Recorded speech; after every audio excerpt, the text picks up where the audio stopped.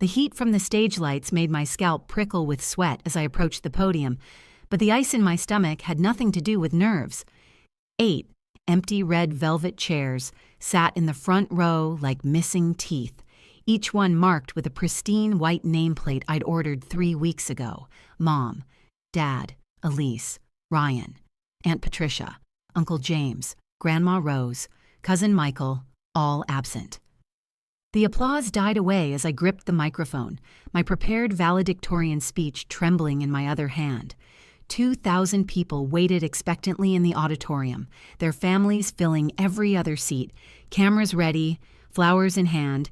Behind me, my classmates beamed as they waited for my opening words. The silence stretched until it became uncomfortable. I opened my mouth to speak, then closed it. The hurt was so sharp it felt like choking on broken glass. My name is Rebecca. I'm 24, and I just became the youngest architect to graduate summa cum laude from our state university. This is the story of how I learned that some chairs are meant to stay empty so better people can fill them. Growing up in the Hartwell family meant learning to celebrate quietly.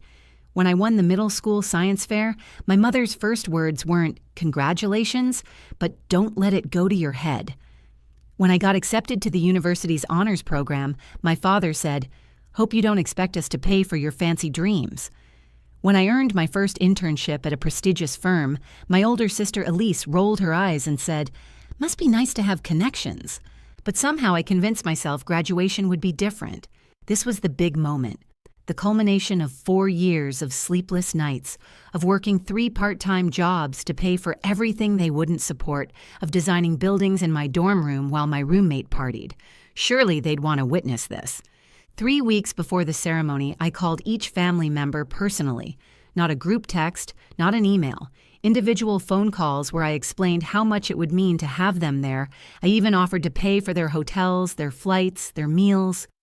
"Whatever it takes," I told my mom. "This is really important to me." She assured me they'd be there. "Of course, sweetheart. We wouldn't miss it for the world." I reserved their seats in the VIP section. I had their names printed on those elegant white placards. I wrote my speech with them in mind, planning to look directly at them when I delivered the line about family support making dreams possible. The morning of graduation, I called to confirm their arrival times. My mother's phone went straight to voicemail. So did my father's, and Elise's, and Ryan's. I suspected they were deliberately avoiding my calls, though I couldn't understand why they'd suddenly become unreachable when they'd been answering all week. Finally, Aunt Patricia picked up.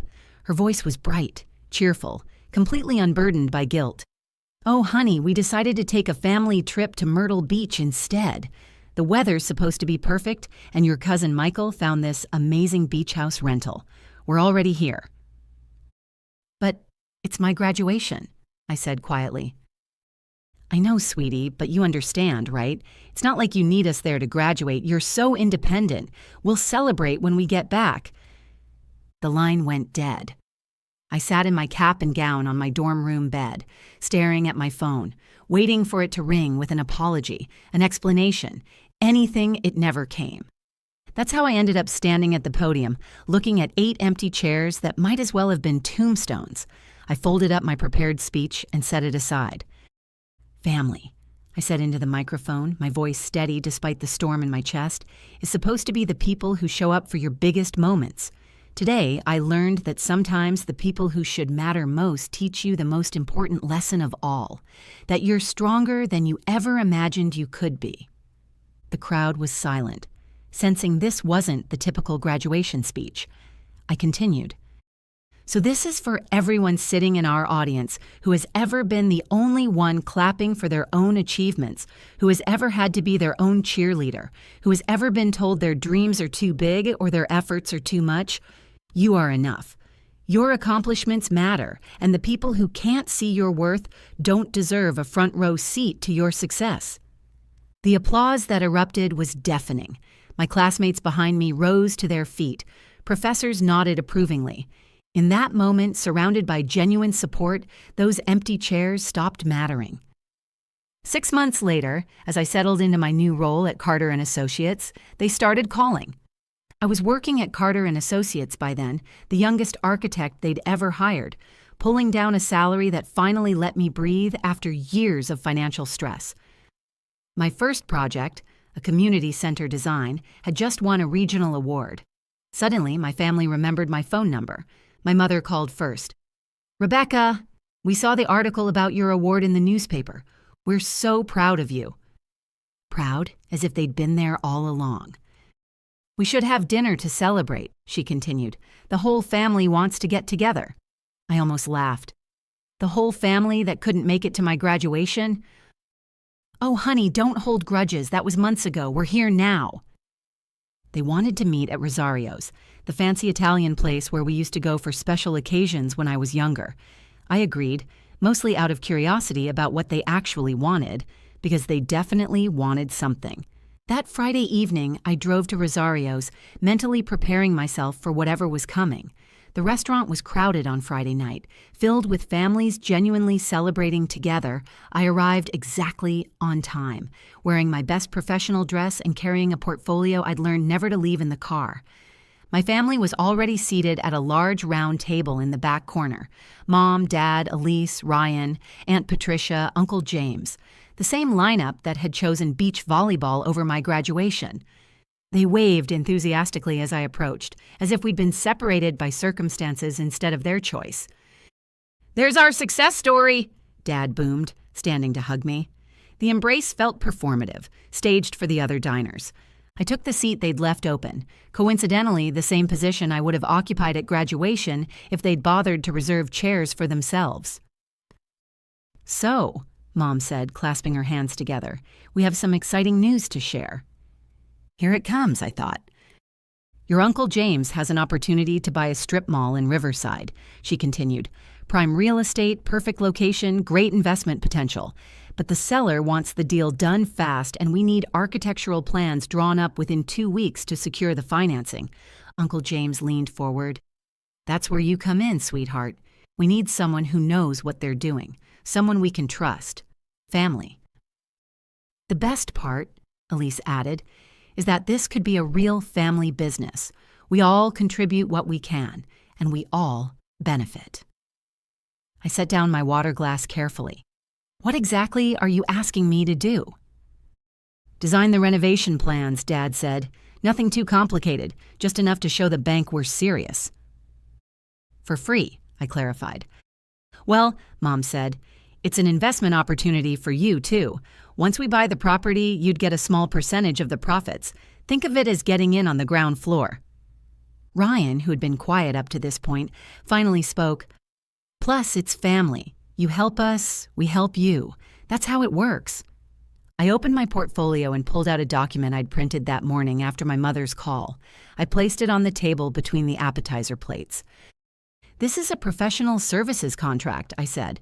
"It's what I would normally require for a commercial project like what you're describing. The fee for architectural plans, blueprints, permit applications, and consultation would be $15,000, payable in advance." The table went quiet. Dad frowned at the paper like it was written in a foreign language. "Rebecca," Mom said slowly, "we're family. You don't charge family." "You're right," I replied. "Family shows up for graduations. Family celebrates achievements. Family supports dreams even when they don't understand them. You've shown me exactly what our family relationship is worth to you, and now I'm showing you what my professional services are worth to me." Elise laughed nervously. "You're being ridiculous. This attitude is exactly why—" "Why what?" I interrupted. "Why you couldn't be bothered to attend the most important day of my academic career? Why you chose a beach vacation over supporting someone you claim to love? Please finish that sentence." Uncle James cleared his throat. "Look, we made a mistake with the graduation thing, okay? We're sorry. But family forgives. That's what family does." I stood up, gathering my portfolio. "You're absolutely right. Family forgives. But family also has to ask for forgiveness first. And none of you have done that. You've just shown up with your hands out, expecting me to forget that when I needed you most, you weren't there." "Where are you going?" Mom asked. "Back to my apartment, where I'm going to have dinner with people who actually showed up for my graduation. My coworkers threw me a party afterward, by the way. They even got me a cake. Funny how strangers can manage what family couldn't. I left them sitting there, probably still convinced I was being dramatic. I didn't care. For the first time since that day on the graduation stage, I felt completely at peace with my decision. 2 weeks passed before Uncle James called to tell me they'd found another architect. Some young guy who really needs the work, he said, as if he were doing me a favor by telling me. He's giving us a family discount. I hope it works out for you, I said, and I meant it. It didn't work out. Through a mutual colleague in the architectural community, I learned that the young guy turned out to be a recent graduate with no commercial experience who drew up plans that couldn't pass basic safety inspections. The bank rejected their loan application. The seller moved on to another buyer. Uncle James lost his deposit. 3 months after that failed venture, Mom called crying. The family beach house, the one they'd been renting for years for their annual trips, was being sold, and they couldn't afford to buy it themselves. Did I know any real estate developers who might be interested in keeping it as a rental property? I did, actually, but I told her I'd have to check my contacts and get back to her. After a week of consideration, I decided not to call back. I made my choice to maintain the boundaries I'd established and haven't spoken to any of them since. They stopped trying to contact me after about 6 months, apparently accepting that I meant what I'd said about consequences. These days, I live in a downtown loft I designed the renovation for myself. The living room has floor-to-ceiling windows and space for entertaining.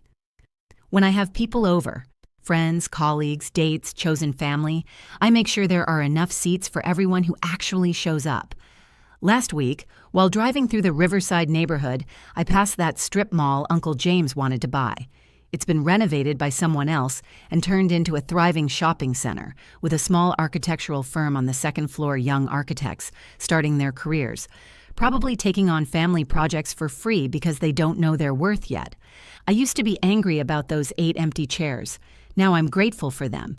They taught me the difference between family and people who happen to share your last name. They showed me that love isn't automatic just because you're related. It's something that has to be demonstrated consistently, especially when it's inconvenient. The people who matter don't disappear when something more fun comes along. They don't show up only when they need something. They definitely don't ask for professional favors without offering professional compensation. Real family celebrates your victories, mourns your losses, and shows up when it matters most. Sometimes that's the family you're born into. Sometimes it's the family you build. And sometimes, if you're really lucky, you realize that building your own is exactly what you were meant to do all along. If this story resonates with you, if you've ever sat alone at your own celebration, if you've ever had to choose your worth over their approval, I see you hit that like button if you understand. Share your story in the comments if you feel safe doing so. And subscribe if you want to hear more about building the life you deserve, with or without the people who were supposed to help you build it. Your dreams don't need their permission. Your success doesn't need their attendance. And your happiness doesn't need their approval. Before you go, here's a quick bonus for sticking around. If you love learning and growing like I do, you need to try audiobooks. I've got an exclusive deal with Audible. Your first month is completely free. That's access to over 500,000 titles, zero cost to you. All the details are waiting in the description. Don't miss this one.